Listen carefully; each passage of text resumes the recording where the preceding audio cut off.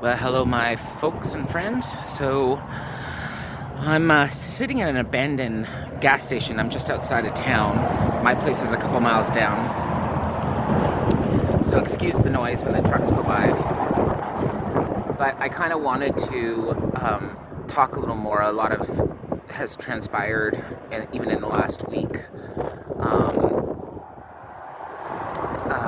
for instance, there's been some directed conversations and stuff where I'm living, which is sort of like on the outskirts of town. So I'd mentioned all this in my last video, but it's sort of getting uncomfortable now. And so I've been really focusing on, like, so where does one go when they're in this targeting program? How does one succeed with the anticipation of sabotage? And it's been kind of interesting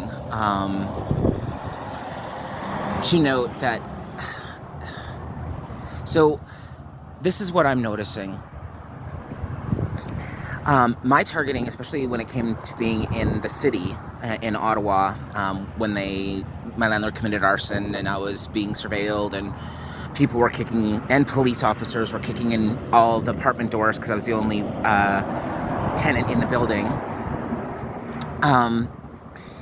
They used the homeless, people in poverty, and they got the gift cards and all that stuff. And I always was like, this one guy stopped me when I was running back and forth from court because I couldn't stay at the shelters because I was heavily targeted there if they let me in the door in the middle of the winter. The very shelter that I actually did fundraising for about 15 years, coincidentally. Go Salvation Army, you corrupt fucks. And at the one point, I was being chased through the town, and then someone from this court-appointed lawyer said, "Go to this place. We can get you a safe haven. Blah, blah, blah. Trust me." And which they always misdirected you, right? And so I got there, and of course, he was like, "No, we have nothing for you." And I didn't even know that I actually had a court case in like an hour. So, like, the misdirection, exhausting your finances, your resources, your physical energy. But when I was leaving this one building, I think it was something John Howard something society or something. Anyway, of course I had all the people that were directed to have conversations around me or to me, and there was this homeless guy, and I did recognize him, I just didn't know from where.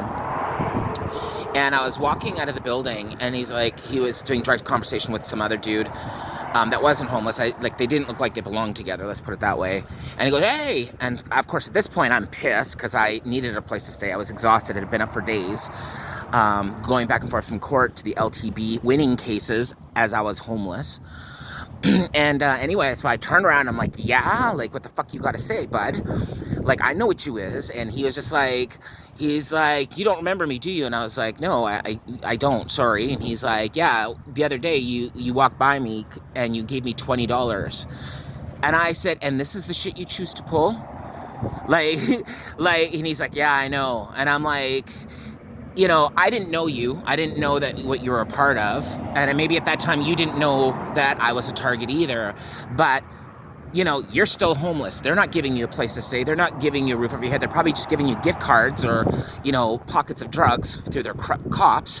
But they're not taking care of you. Why would you, why would you do that to someone that's done something kind to you? And he says, "Yeah, it kind of fucking sucks." And I'm like, well, you're going to have to pick a side. And my point is,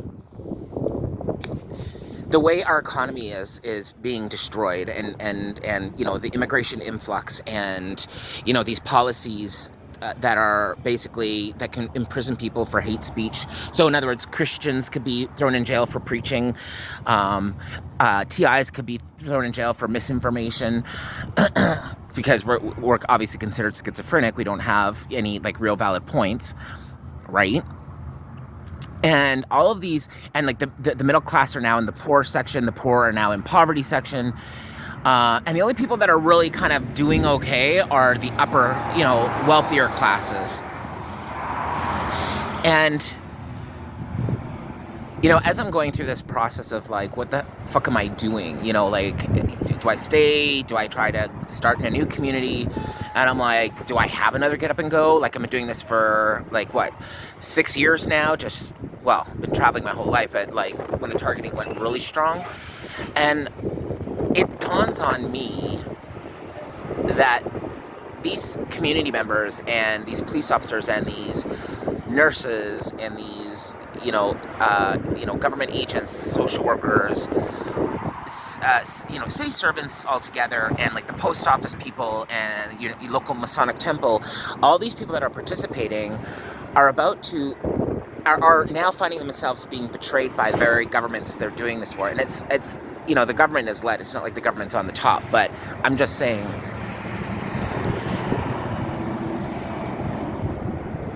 I'm finding it difficult to believe that these people don't comprehend that the masters that they served are betraying them as we speak. And I don't, maybe that's why my targeting has gone down the last, year or so, 2 years basically. But it's just like, do you not understand this is always going to come back against you? Like, our country is in dire straits. We're in an SOS situation now. And it's like, what the fuck are you doing? And it was interesting because today, because I'm looking at different options, I was talking to a government agent, and she's just a fabulous woman, you can tell. And even she was noticing, she's like, yeah, and you got the civil case against you, and then like, this person that could have kind of helped me out where I'm at, just like literally retired last Thursday, and like my birthday's coming up, and all this shit's happening, and like, and then my phone was stolen a couple weeks ago. And so it's really interesting. And she goes, you seem to have the worst luck ever. And I'm like, well, it's more than that. But and then we were talking about like a community near here, a city. And it's a bad city. There's a lot of murders and a lot of drugs and a lot of corruption, and it's just a really bad place to be. I stayed there for 2 days. And she actually, her office is there, and she chose to live there, and she was talking about this city, and like, her husband and her moved away and said we'll never come back, and of course they did. And she said something really interesting that really made me think. She's like, if all the good people leave, this town will never become better. And it didn't dawn on me until like an hour or two after the conversation. It's like, I get it. And so even though like we're the targeted individuals, we're the ones that takes the worst shit in society and has all our rights removed from us, falsely imprisoned, falsely institutionalized, falsely, rejected from different aspects of community and all the protections and human rights that have come with that. But we're in a shit situation anyway. And so I'm thinking, wherever I go, I still have to be that good person in a community where there's a lot of bad people.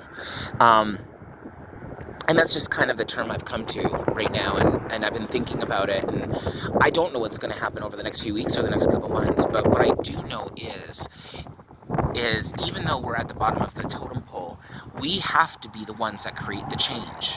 We have to be the good people, no matter how bad the circumstances get. I don't know where this is going and how far, how long this road's going to be, but I think that's something that we should all keep in mind, is that we are, even if we don't have resources and finances and friends and family anymore, we're the kindness that creates the change. Because let me tell you, I've worked with a lot of my fucking handlers. I've worked with a lot of my perps, because I've had to live and work close quarters with them in situations where they couldn't leave. And I've gotten many confessions out of it. And what this tells me are these are people that are sort of doing things that they don't want to do. And free will, they made their choices, but now it's coming to the point where they're going to suffer those consequences.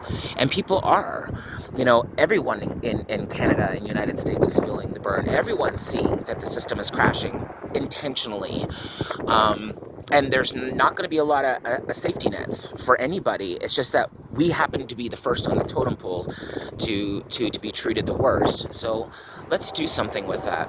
Let's create that change, even if it's holding a door or giving your last $5 to someone that, was short for coffee. I think we need to be that change this time.